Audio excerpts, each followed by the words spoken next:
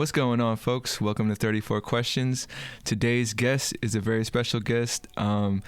We crossed paths maybe a couple of years ago. Haven't gotten to see her in a while. I'd like to welcome Flor onto the show. How you guys doing? Hi everybody. Glad to be here. Thank you for your time again. I really appreciate it, and thank you for your advice. At the time when we both, I had that meeting with you. I think you gave me some really good advice that I think has led up to this point for me. The whole thing about my ancestors trying to reach me really stuck with me. It's always been on my mind ever since then, and they've become a bigger part of my life for sure since that conversation. That's good. It's a game changer, No doubt. So yeah, we'll do a few intro questions just to warm up and set the tone. Okay. And yeah, if you have any, if you need me to elaborate more, just let me know. And yeah. So the first question is, how have you been? It's been a while since I've seen you, so. Yeah. I've been walking around for like the past year, or at least the past 6 months, saying to people, that's one of the all-time hardest questions. How are you doing? It's like, what level or layer do I answer from? And there's that knee-jerk reaction, say, fine. And then you're thinking, no, I'm not. And then you're like, oh, but I can't say everything right away. And it's a lot. And I found I've had whole conversations just around that question and answering it. So how am I doing? It's a mixed bag. I mean, on the one hand, I've been weirdly fantastic, which, that I don't know what that's about, I got you. But it's like, I've been going through it. It's been the best and the worst. I have to say right off the bat, since it's been almost a year now, since my daughter and I started quarantining together, it's shown me how much I love my daughter, because when you can quarantine for a year in a little teeny apartment and not kill each other or get too badly on each other's nerves, that's love. That's my new definition of love. That's special. It is special. It's special. Yeah. And the lows have been really low. Her dog, my grand dog, he passed in September. Oh no. So hard, so painful, so sad. And so it's the mixture of anything. I'd say how I've been is the importance of life has risen to the surface and stayed there. That's going to be my answer. I gotcha. It took all that, though, to get that answer out, you see? No, yeah. And honestly, I appreciated the way you answered that, Thank you. I think that was a good breakdown. I know how have you been can be a loaded question for a lot of people. So depending on where they are in life as well, too. Right. True. Always. Yeah. Mm-hmm. Yeah. But yeah. You mentioned something. I wish it would come back to me. I wanted to dig in a little bit deeper, but it's all right. Okay, no, in terms of, was it? Now I'm curious. Now, me too. Now it's a fleeting thought, which happens to everybody. Yes, it does. For sure. Hopefully it comes back by the end. But okay, cool. My second question for you is, what would you like the audience to know about you? Oh, okay. I do and love to do energy work. That's what I do. Which when you were referring to when we met before, I did an intuitive reading for you. And I love to do intuitive readings. I love to do Reiki. I love to clean people's energy with a feather. I love the work I do. I absolutely adore it. And it sustains me and fills my heart and makes life really seem important. For sure. That's what I love. Mm-hmm. Can you just a brief description of what Reiki is? Reiki is, everybody talks about it, but to really say what it is, everything is energy. And so Reiki becomes what I'd call the manipulation of energy. And so what happens is humans, their energy gets blocked in certain ways. It could be blocked in your lungs. It could be blocked in your heart. It could be blocked in your throat. That happens to a lot of people. And what you need to do is get the energy flowing and moving. So you come to someone like me who will put their hands on you and do a lot of stuff that seems kind of weird, but nothing really invasive or whatever. You don't have to take your clothes off. It's all very safe and all that. But I move the energy because that's what it is. Energy gets stuck and you want it to move. That's the simple way of putting it. It's more though. You can go and get Reiki because you're working on an emotional problem, because you're physically hurt, because you're spiritually hurt. It works on everything because energy is everything and it's everywhere.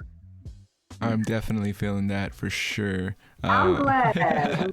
I think, energy is, I don't know, it's been that trigger word for me lately as far as, what I prioritize, it's just what energy I can bring, and also just taking in the energy of others, and just being aware of that.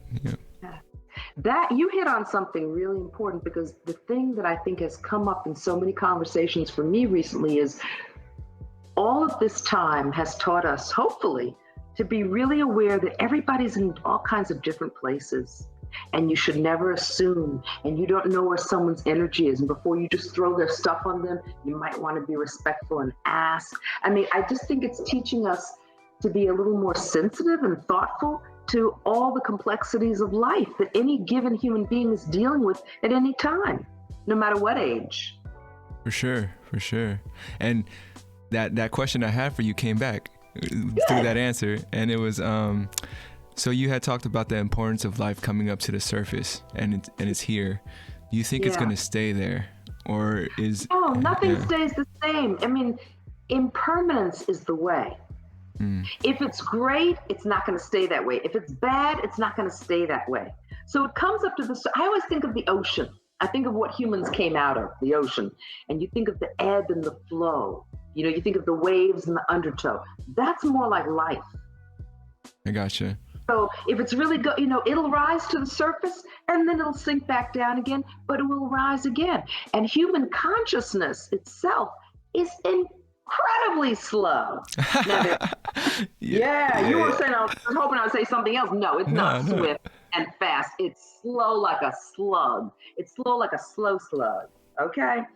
And so at times like this, though, and in the age of Aquarius, you sometimes get a little bit of motion going that's a little bit faster than the usual real slow stuff. So that's what we're experiencing too. I gotcha. Is there another, I guess, time frame that you maybe had noticed that this importance has been around? Like, oh, well, I'm not an astrologer. I always like to point that out. I'm not an astrologer, but what I've heard astrologers saying is that the time period we're in right now is very similar to the time period of the early 60s, and it's very similar to other powerful time periods in history. Interesting. So, that's why astrology is so brilliant to get into, because you can really kind of forecast what's ahead. Not exactly, because humans always have to play out in their own special fashion, but it's like energetically we knew something big was coming January 6th, and didn't it? Okay? So things like that. I gotcha. Crazy. That's crazy. Thank you for it's very dropping knowledge on me, for sure. My third question is, are you living the dream? I like that question because it makes me have to own my deepest truth. I'm not just saying because I woke up this morning and I was breathing. That is a really good reason though. But because I hold hope in my heart, that is the dream. The dream I've gotten, I'm 62 in May. I'm really clear the dream's not going to come down to physical form like money or a house or whatever. To me, dream is your spirit. Do you feel happy to be engaged with life, even if it's not going perfectly? Do you still feel like you got skin in the game? Do you feel important? Do you feel you matter? If those things exist, life's a miracle and you're partaking in it. For sure. I love that answer. Thank you. Yeah. It's always interesting up to this question. A lot of my guests take it a different way, and really, what do they do with it? A lot of people, I would say maybe 40% of them have been asking me, not asking me, but telling me that, what is a dream? How do you define it? And for each person, they define it differently. Right. Yes, and it can change. I'm sure if you asked me my 5-year-old dream, it's kind of different from my 61-year-old dream, but not that different in a way. Sure. For sure. It's like I've held on to a lot of ideals. When I was 6 years old one time, my mother asked me, she said, if you could create a work of art that was so incredible that all people had to do was to look at it and experience it, and you changed all the problems in the world. You actually healed the world. But here's the catch, there's always a but. You can't let anybody know it was you. Would you do this? Could you do this? And my answer, I haven't changed from what I answered at 6. Yes, I could do it. Yes, I would want to do it. That thrills me. I know no one's stepping up and asking me to lose my life for the sake of the planet, but like if they did, I'd be ready. That's how I do life. That's dope. That's a crazy question to ask a 6-year-old too. I know. Well, she was a special woman, let me tell you. I've been asked all kinds of crazy questions. For sure. I'm gonna have to use that. I'm gonna ask some kids do. For sure. It's really a beautiful one, and people have to stop and think, because until I hear one person say, because I've never heard anybody say this, but until I hear one person say, I couldn't do that, I will know that's one of the most honest people I've ever met. Because it's easy to want to do it, but do you think you could is the real question. Interesting. Yeah. Think of how badly we like credit. Think of how badly we gotta let everybody know it was us. Yeah. Yeah. Now you just made me reflect on what I'm doing right now, this podcast. Oh, good. Yeah, for sure. Yeah, eventually, I'd want it to be less about, I guess less of my face on this, because I do think the purpose is a little bit bigger, and but yeah, I'll be thinking about that. Well, let it be your face and the other face, because you got a beautiful face and you should put it up there, and it's very expressive and it's very kind to look at. So always have your face up there. That's my 2 cents. Put the other person's too, but have yours up there, okay? Don't cut yourself out. Appreciate it, Flor. I'll try. Okay, try. I got you blushing now, but you try. Okay? Yeah, of course.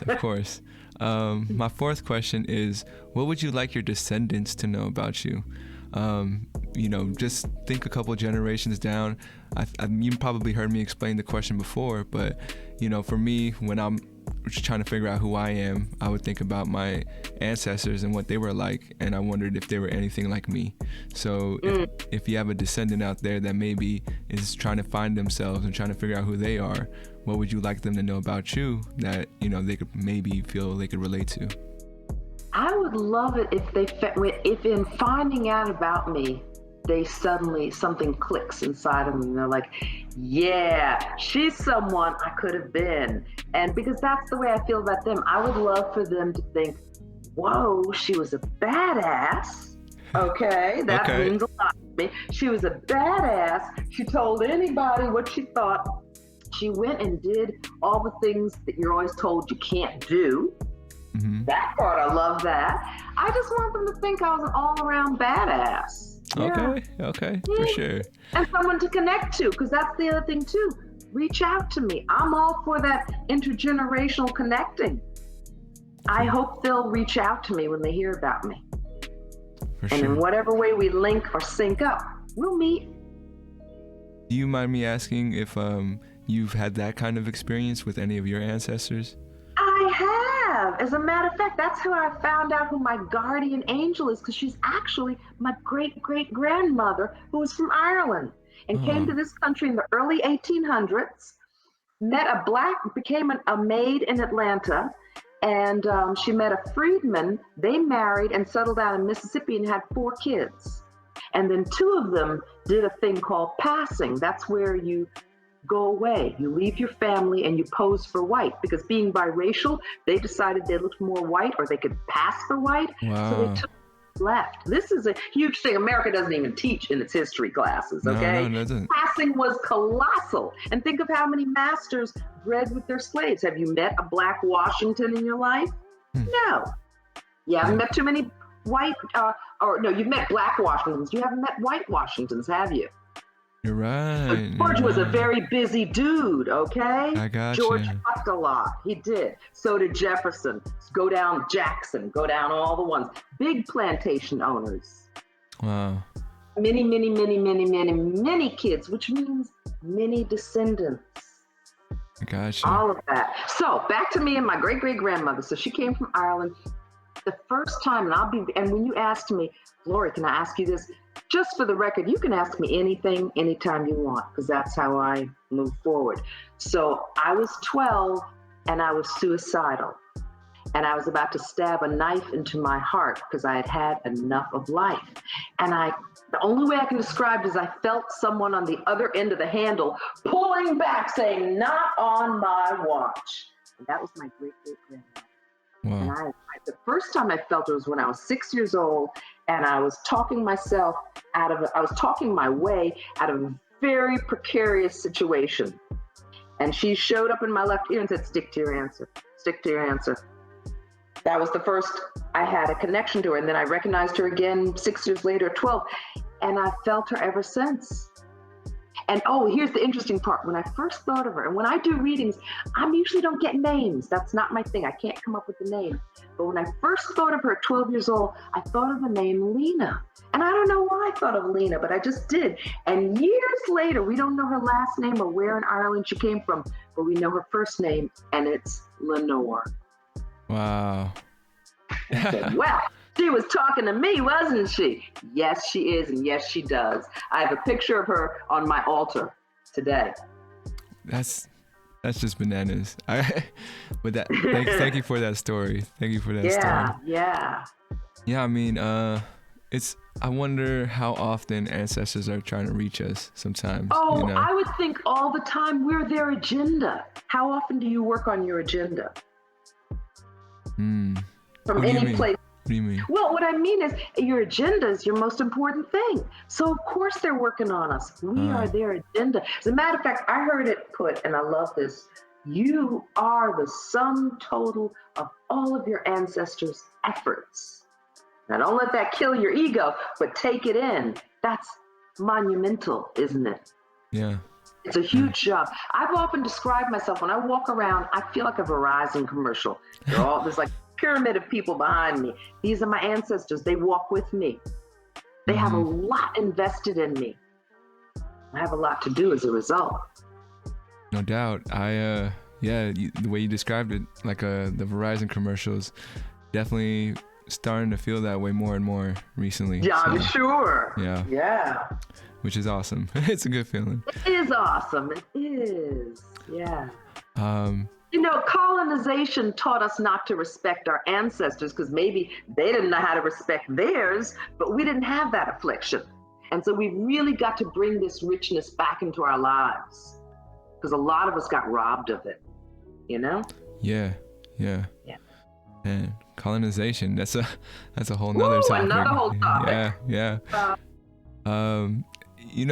I haven't asked guests yet, but if there's passionate stuff that you'd like to talk about, and I'm always open to learn and listen, so we could talk about later on about coming on and just dropping knowledge on folks. That would be great. Talk about that later, but let's jump into your question. Yeah. We're almost there. We're almost there. Okay. I don't mean to rush this out. No, you're fine. Sometimes people tell me my intro is too long, so I got to work on that a little bit long. Because you said, I just have one question. Okay, I just have a second. Okay, I just have a third. I'm like, oh, come on. Where are the 34 questions? There's two more. I knew it. Okay, go ahead. Yeah. The fifth one is, how well do you know yourself? And if it's hard to put into words, you could do a scale from 1 to 10. Oh, no. I'll put it into words. I mean, I think like anyone who has really done a lot of self-exploration, there are depths that I've uncovered that are profoundly deep. And there are things that if I didn't have someone in my life who loved me to point it out to me, I would never get it. And all in between. Gotcha. That's why you need to always have someone around you who gives a crap about you, because who else can tell you about yourself, right? The stranger on the street's not going to do it. They don't care. Yeah. See? Yeah. The dangerous people to me are the ones who have nobody in their life who can tell them squat. And that happens lots of times with very rich and powerful people. And they're surrounded by yes-sayers, Mm-hmm. And they don't realize how that's to their detriment. It's ironically funny. Or it's sad, whichever way you want to look at it. I understand. I understand. I don't have much sympathy, but I get it. Like you understand, yeah. Yeah. And then this last question is, what's your Is jam? it really the last? It is. I swear, it's the last one of the intro. But what's your jam as far as music wise? You hear it, you just in a good mood, or gets you dancing, moving. Oh man, I've always thought I'm one of the most eclectic people around because I love everything. And yet, if I really had to look at it, I probably get 80% of my music from my daughter because everything she plays, I quickly Shazam it, right? And then I have it. For sure. Or she's done a playlist and sent it to me. So that's where 80% comes. But in terms of my love, what I go to, I love jazz. My father instilled that in me. To me, jazz is the music you put on when you want to think. It's the music you play when you're dealing with America. It's so many things, but it's every Friday and Saturday night to me. It's Sunday after. It's that. Jazz is cool. Now, equally in the same breath, I love R&B. I love the blues. I love rock. What I've actually tried to do is make a list of song things I don't like. Because of the enormity of what I do like, it's easier to tell you what I don't. I don't really like country. Okay?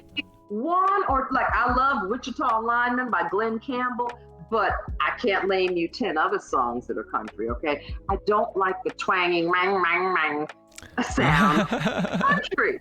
Okay? Yeah. I just don't like it. It's some great storytelling, but I can't sit there to hear the story because the wang wang wang gets to me first. Okay? I got you. I don't like bagpipes. I have tried. I've even stood there and thought, well, if so many people are moved by them, what are you not moved by? But they don't move me. I don't like bagpipes.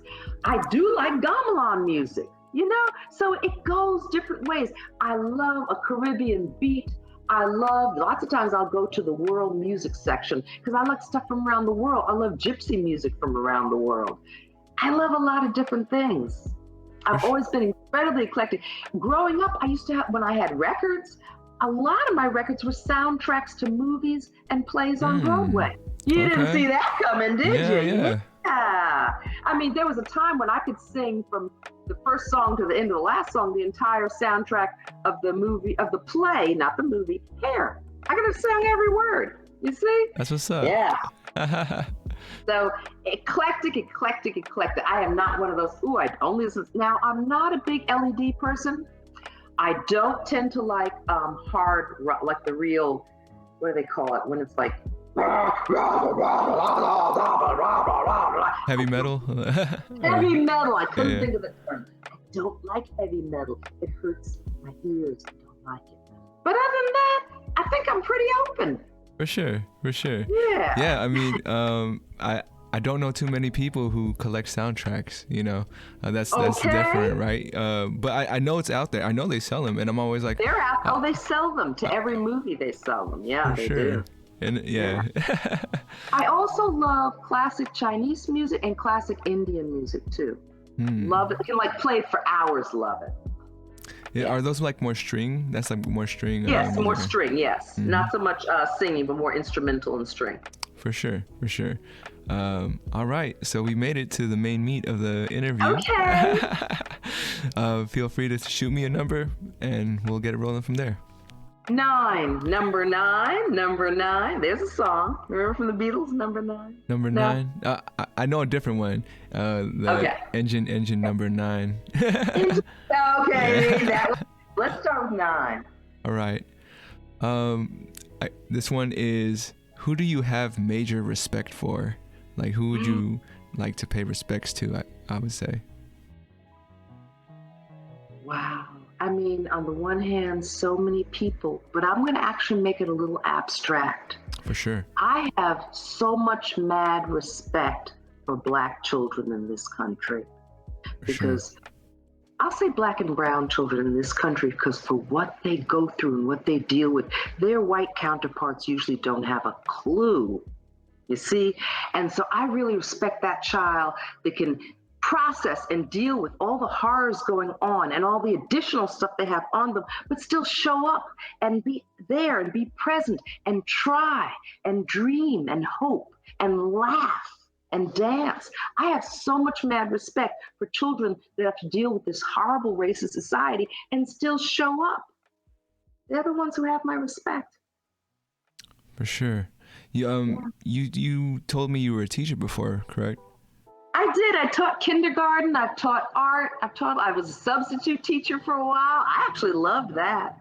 What was I was gonna say, what was your favorite part working with kids? Oh, just playing, letting them be themselves, not getting, a lot of adults either don't really like children or want to control them. And unfortunately, there are too many like that in the school system. But for the ones who really appreciate and enjoy them, they're just great to be around. It's not like you got to do anything. They're a great energy, No, I hear you. Working with kids, definitely. That's how I felt working with kids. Yeah. But you notice not everybody working with kids felt that way, right? I did. I appreciated the fact that team I was with, I felt like we were on the same page about it, to be honest. But we weren't really teachers in the same way. We were the crew working the after school programs. So the kids saw us in a different light too, So. Oh no, the funny thing is the kids see everybody they deem as an adult in the same light. Kids give mad respect across the board. I can remember when I was a little kid and thinking someone was an adult and finding out years later, they were only maybe 10 years older than me. They weren't that much older, but when you're a kid, you're like, whoa, the big adult, the big teenager, Yeah. Oh yeah, that is the separation from freshman to senior. I'm just like, that gap felt so wide, but now not so much. Exactly. For sure. Throw me another number. 5. What would you say is your natural talent? Ooh. I think my natural talent is storytelling. When I really come down, because I love telling stories. I could sit and tell stories all day long. And even when I do my work or even when I explain things, I'm always telling stories. And that's not thinking it out. That's just like shooting off the top of my head for that answer. But yeah, storytelling. I think that's a natural talent of mine. Matter of fact, my daughter once told me, she said, the reason why you can never heal is because your stories are too good. You love telling. I'm like, whoa, is this an insult or a compliment? I can't tell. But anyway. No, I hear you. I mean, I hope you found people to love to hear your stories, I think so, For sure. How would you say you discovered that talent? I think it was all around me. I come from very oral people. I mean, I come from a family of teachers and very oral people. I don't think I'd know how not to tell stories and be a teacher and all of that, how not to communicate. I wouldn't know how to not do that. What would you say is the importance of storytelling? I've heard it said that when no one else here on earth remembers your name, you really are gone. You cease to exist. I think storytelling is the same sort of way. We keep life alive. Like I've always prided myself on being the one who collects the stories that everybody wants to forget or that nobody wanted to know in the first place. And that's a hard thing to sit with, trust me.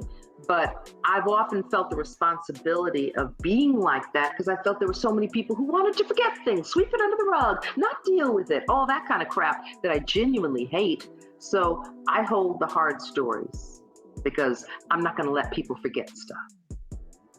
For sure. And just let you know, I appreciate that wholeheartedly. Thank you. All right, let's keep it rolling. Throw me another number. Okay. Number 2. Okay, when would you say your stream of consciousness began? For me, I point to my probably 11, 12-year-old self when I when I felt like I was worried about life instead of, going through life, not even thinking about it, I see what you said. Wow, then mine might have started really. It's funny because I was actually thinking about this early this morning, and I was thinking about how when I was 4, it was a really hard year, and when I was 6, it was a really hard year. It's like I took a sabbatical at 5 practically. Wow. And then I started cracking myself. I was like, wow, I needed a sabbatical by 5. But yeah, I kind of did because 4 was big. And so if you're talking about being aware of yourself, or I started seeing the dead when I was 4. So it was a Whoa. very big year. There was a Yeah. lot going on. Yeah, I started school that year too. It was a really, really big year. I feel like I became very conscious at 4. For Yeah. sure. For sure. You said you started seeing the dead at 4? Yeah. hmm Would you mind? What do they look like, right? Well, I just Well, want to know here's what the that story was, to be honest. well, no, it wasn't like it happened in one moment. Hmm. It's kind of like, I think it was always there, and I finally kind of just became aware of it.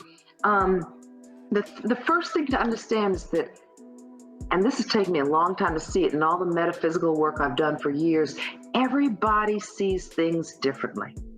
And that's the interesting thing about all the different practitioners you can go to and all that sort of thing, because it depends on what their understanding of life is. Like, for instance, I worked with a woman years ago who was raised in the Catholic system. She went to Catholic school, and she did demon work. I don't do demon work. I don't have any interest in doing demon work, and it doesn't call me in any way, shape, or form. But that was her thing.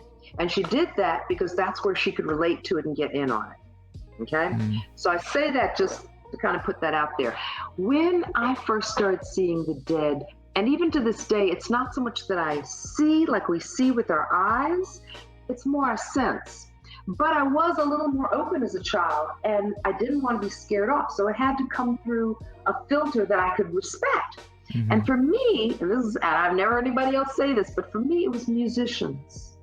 So for example, my family had a country house in Vermont, and we'd drive from New York City to Vermont. It took us about 8 hours. We'd go there for weekends. We loved it so much.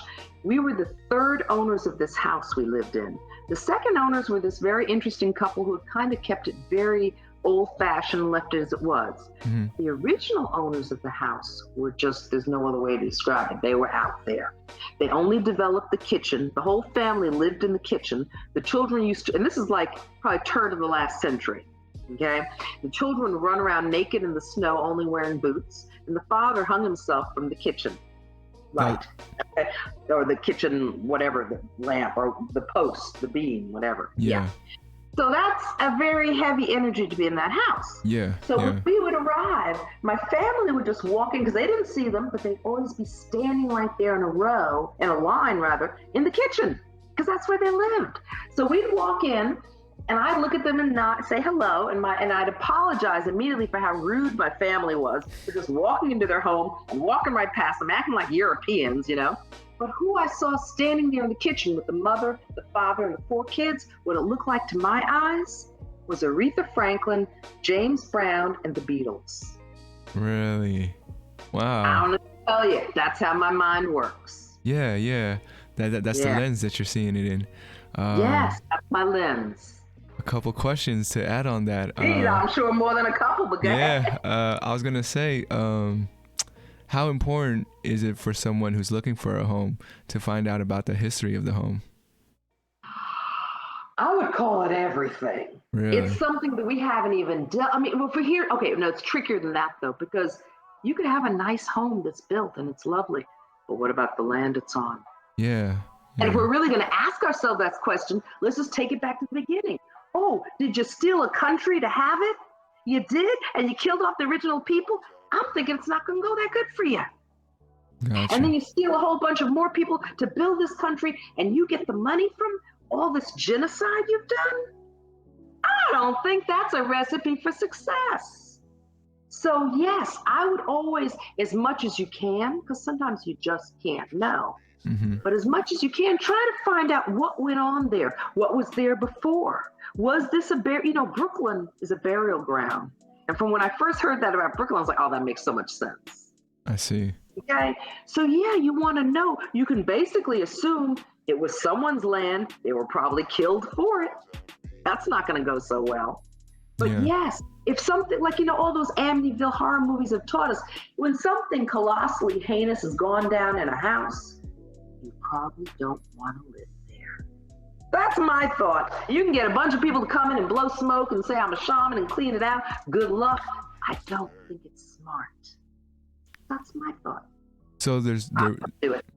there isn't a way to kind of honor or try to repair or It wouldn't heal. be most people. I mean, it's a rare person. If you wanted to honor and repair that, of course, I believe anything can be done. And if you were coming with a good heart and really good intentions, anything can be cleaned. With that, I'll add to maybe not anything can be cleaned. That's a bit extreme. I mean, if it's been something really grotesquely horrible, I would start by trying to connect with the ones who'd been killed and harmed and do something to kind of honor their spirits. Mm-hmm. And say you're sorry. Maybe, I'm sure no one's apologized. Say you're sorry. Own that. I think that would be really important. Yeah. And I keep thinking about, and I just have to throw this out there. go for it. Go ahead. I knew a woman who had a friend who bought a house in Stockton. You know, there were a lot of Chinese immigrants that came to Stockton. So she had an old house in Stockton, had a big chimney or a big fireplace. So she wanted to try and light a fire one time if she had bought it. And it wouldn't go. So she had someone come out to check on it. The original owners of the house had Chinese servants who they got mad at and they'd killed two and stuffed them up the chimney. Oh. And that's what came down. So that I'd use as a good example of what you're asking. Can you make it nice if it hasn't been? You probably could. I would do a lot of work. Like I would probably have a real funeral for those two bodies that were brought down. Gotcha. And I would probably create some corner of the house that was a permanent shrine to them, to always be asking for forgiveness. For sure. And if you can't do that genuinely, don't do it, is my thought. Because to be in the house and be aware of that and think, I don't have to do anything, I don't think that's a good idea. You know? Yeah. Well, thank you for that insight. I'm sure there's a lot of folks out there who might feel that way, or want to. I believe my audience are genuine people who would take that advice and definitely spread the word. Another question to build on that.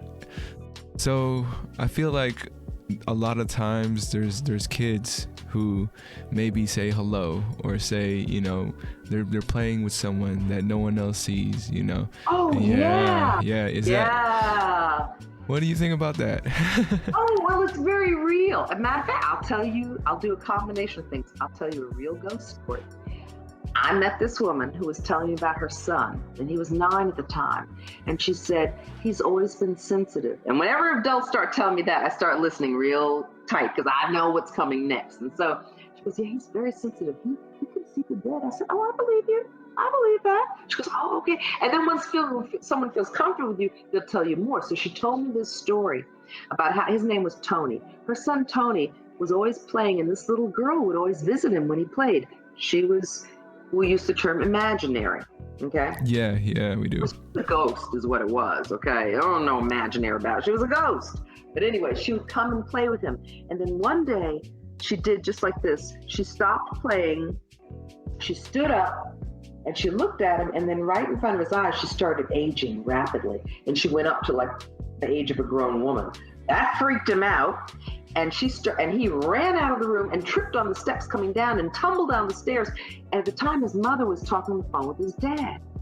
And so she went over, picked up her son, she's comforting him, and he was saying something about Pud just grew up right in front of my eyes. And this little friend of his he had called Pud. And so she starts asking her husband about this, and the husband flips out because his sister, when she was a teenager, had gotten pregnant and given birth to a little girl who died at 3, and they called her Pud. Whoa. So Pud used to come play with her nephew, who didn't know this was on, and then she'd let him see one time, see, this is all full me. It can freak you out. It would freak a lot of people out. I'm sure of that. But that's your little age. I think that covers a lot of ground on all the things you were asking about. In terms of imaginary friends, no, I don't think they're mad. I think there's a children who can see ghosts, and we haven't figured that out yet enough. I gotcha.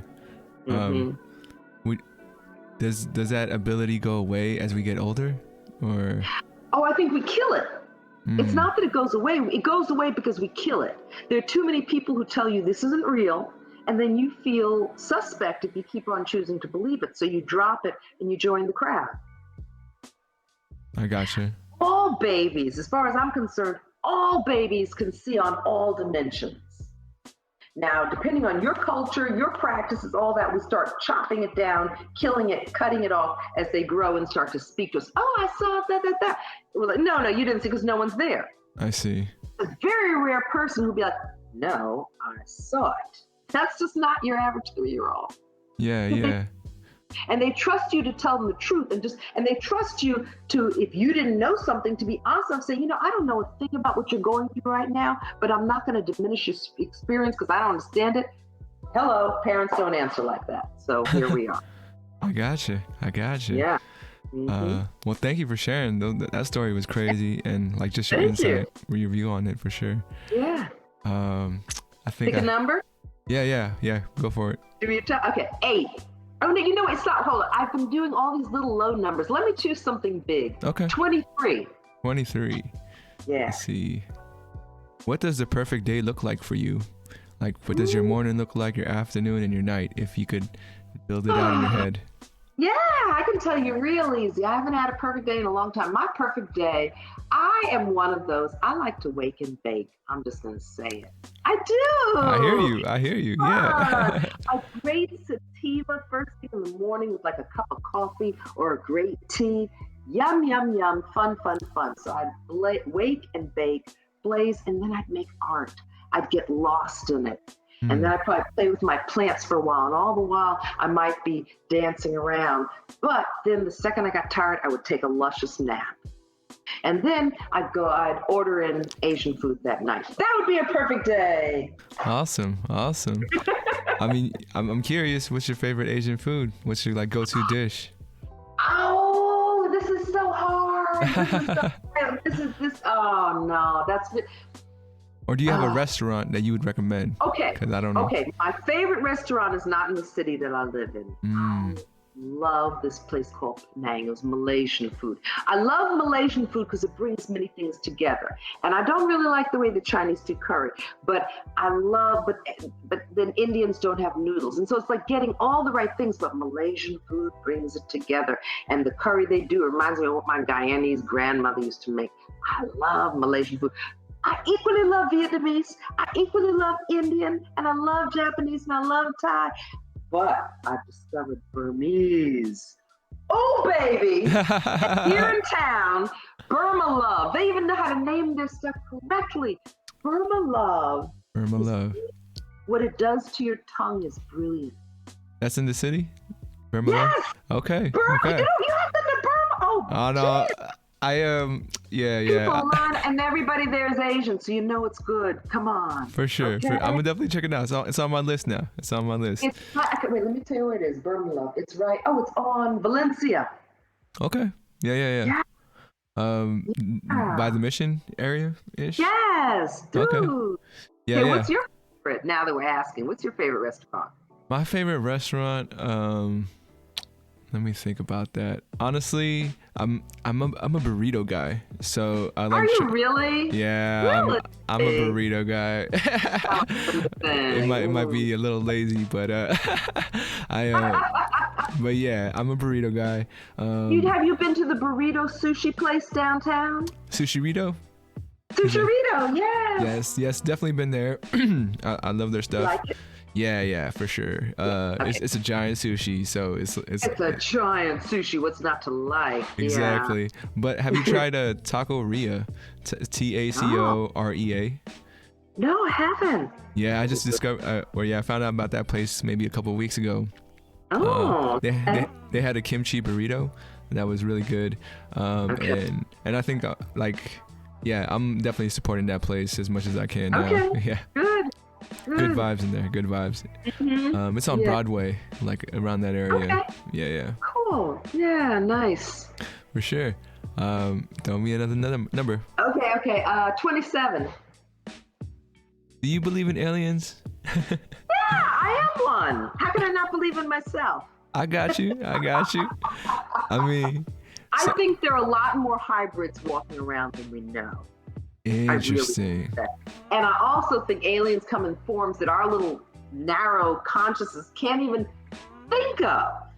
It could be a speck on the table and it's an alien. You think it's a crumb. Wow. We're such size queens, We're such size queens. Think of Horton Hears a Who, right? Yeah. Yeah, of course. The fact that now they have to admit that they're aliens, it's like, why is this taking so long? It's the stupidest notion in the world. You really are, you have the sensibilities of a grain of sand if you can't understand we're not the only things here in the universe. Period. I feel you. I mean, come on. I think most people are open to that idea. I haven't really come across anybody that says, "Nah, we're the only people." That's which maybe I just haven't had that conversation with anybody that views it that way, but we'll find out. So do you think they've been here since the beginning of time, or? Yeah, before that and after, and all through. Yep. Gotcha. Absolutely. Yeah. I'm trying to think of, I'll tell you an interesting story. I was doing a reading one time for this woman. Mm-hmm. And in the beginning, it was a double reading because it was her and her partner. And so we all held hands and said a prayer. It was her turn. And I find when I hold hands and pray with people, I'll often see things. And so I close my eyes and suddenly I'm in like a 1920s kind of infirmary. It's not a hospital, but it's a definite infirmary room, but it's an older one. And all of a sudden, this is so hard to describe because it's like, imagine everything you're looking at right now suddenly being a curtain that someone could pull aside.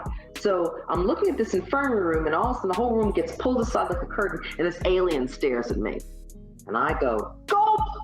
And then I start talking to Spirit. I'm like, Spirit, I knew I shouldn't have done the reading. I knew I should have gone on Zoom. And Spirit's like, ask her about aliens. I really don't want to, Spirit. Spirit says, ask her about aliens. So we all open our eyes and I look at her and say, do you have something to do with aliens?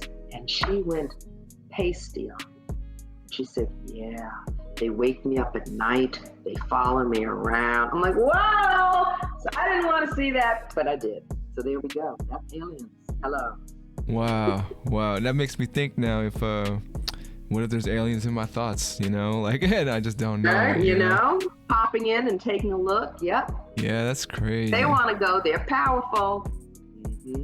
Yeah, so I guess, something you probably know about already or have heard about is how, like, we've had civilizations, they talked about the dinosaurs and then mankind, but even before the dinosaurs, like, I came across something that was about how there were human civilizations, and I thought about, they talked about the Ice Age affecting not the entire world, but maybe like a good portion.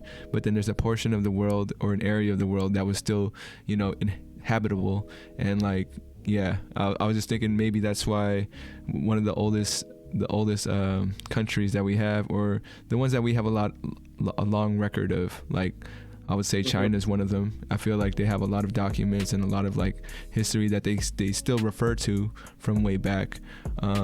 Maybe even India, like their scripts. Well, in Africa, in Africa, life started. You had, then this again, we haven't been taught this on a large enough scale, but you had a university in Timbuktu when whites were still in caves picking lice off their backs, For sure. You had a university. We invented zero. We were doing things. For sure. Zero wasn't a concept. We invented it. Yes. And yeah. And a part of that was how maybe those older civilizations had the right view as far as because we see things from Africa and South America, and just different areas of the world, Yeah, anyways, I guess that's a different topic for another you go in a bunch of places on that. But yeah. To answer your question, though, I think of Hinduism that views it all as like one big wheel. And we've all been here before again. And so I think it has created, blown up, recreated, blown up, recreated, blown up many, many, many, many, many, many, many times. Gotcha. Yeah. Sure. We have about 10 more minutes. We could knock out a couple more questions. Okay, let's go 25. 25. Did I say that one yet? No, 25. No, not yet. What's the best memory you have with either friends or family? Oh, wow. Oh, that's, wow. Oh, You know, it's funny. I don't really. It's hard. I'm trying to answer too many things at once. But what I'm trying to say is my best thoughts are going to be like the simplest, or my best memories are the really simple ones. And it might have just been like lying on a bed when my daughter's a baby and really just kind of taking in her. That's a great one, you know? Yeah. And I can remember, I mean, very, very simple, profoundly important ones are just the easiest and the simplest to recall. And for me, they're always going to involve my daughter at some point in her life, you know? Mm-hmm. And it's so fun. The other night on Sunday, we went out to Oakland to visit some dear friends of ours because their little girl, one girl was turning 4 and the other one had a birthday the month before. So we wanted to take the little one dinosaurs and the big one Lego because that's what she loves. And we went, we brought fruit and we had cookies and we just had a nice time. As we were coming home in the Uber, we both were very silent. And, you know, it was just a quiet time of night. It was cold and we're huddled in this car. And the whole time I kept thinking about how blessed we were. And just how lovely our lives were, and how wonderful was that we were being sped home in this fabulous piece of machinery, and we had been with loving hearts that day. Just the simplest, best things. That's the best. And it just happened the other day. And 50 other memories like that, or 100. I hear you. It's the simple moments are sometimes the best for sure. Yes, Yeah. they're treasurable. Yeah. Would you say, do you have any traditions that are unique to your family or like with your friends? No. No? I don't think so. Okay. No, I mean, for I sure. could have come up with some, but no, I don't think I have. I'll tell you one little tradition my daughter and I have had since the beginning of COVID. Mm-hmm. We do this little ritual where when either one of us is going outside, we always tell the other one, be safe. And it's funny because you can be getting ready to go outside. We say, okay, bye, see you later. You'll be doing something. And you hear quiet. And you just look over and one of us is standing at the door just watching the other one. You say, oh, be safe. And then we go. Gotcha. We always tell each other, be safe. My daughter could be on a Zoom. I'll be getting her after the door to the door. She'll be safe. And then go back to her Zoom. So we have this little tradition of telling each other to be safe. That's dope. And that came from, that was COVID. during COVID time? Yeah. I got Started you. last March. Mm-hmm. For sure. Well, yeah, give me another number. Oh, we got time for another. Okay, 34. 34. Thank you for that. Yeah, you're welcome. Let's see. What would you say is the greatest gift you've received? Oh, I'm my daughter. For sure. I started seeing her when I was 14, and then I gave birth to her 10 years later. And 14 months before she was born, her father thought of her name. And then she was born 14 months later. I know she was really, really supposed to have come into this life. I know we've traveled together before. I know we'll travel together again. But in this life, at this time, I'm so honored for her to be my daughter. And I didn't want any other kids. I didn't see any other ones, just her. Wow, that's awesome. You said you saw her at 14? Yeah, I was daydreaming. And I would always daydream about this little girl who was not my complexion. And I would just think about her all the time. And the year before that, I made a clay bust of a man's face. And that was the face of her father, who I met and married later. See, I just make up whatever I want in my life, you see? Mm-hmm. Mm-hmm. Yeah. I guess, what was that? I can't remember the word for it. But I guess when you speak things to existence, or Manifesting. Manifesting, yes. Yeah. How does one do that?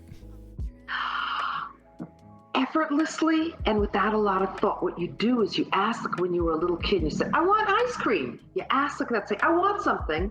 And then you say, thank you. That's really important, because saying thank you is your understanding that because you asked for it, you'll get it. And then the most important part, after you ask for it and say thank you, then start acting as if you already have it. This is what brings it to you. And that's manifesting. It doesn't have to be made any more complicated than that. For sure. That's it. Ask for it. Believe you'll get it because you asked. Say thank you because you believe you're going to get this. And then act like you got it and watch it arrive. All right. I like those And steps. start with little things. Start with something unimportant. Like, I hope someone, does this today, or I hope I hear this song today, okay? Start with something really small and insignificant and build up and watch it work. I'm going to try it. I got to write those I steps hope down. you do. Yeah. Let me know how it works for you. Will do. And came to the last question. It is a closeout question. Okay. And it is, what is the greatest lesson you've learned thus far? Ooh.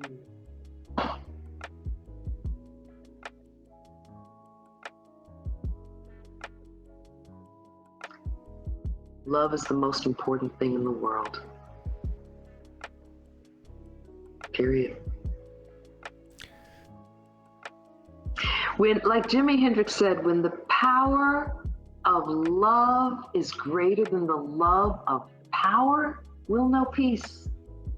So we have to learn more about love, because we don't seem to know that much about it.